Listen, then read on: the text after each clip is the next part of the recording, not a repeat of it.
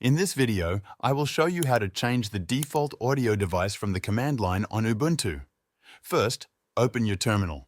You can do this by pressing Ctrl, Alt and T at the same time. We'll use a tool called pactl. It comes with Pulse Audio, which is the audio system Ubuntu uses by default to manage sound.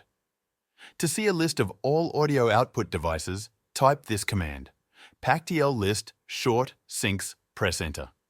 This shows a list of all available audio output devices connected to your system. Each one has a unique name that identifies it. Pick the device you want to set as the default from the list. Now, type this command to set it as the default device: pactl set default sync.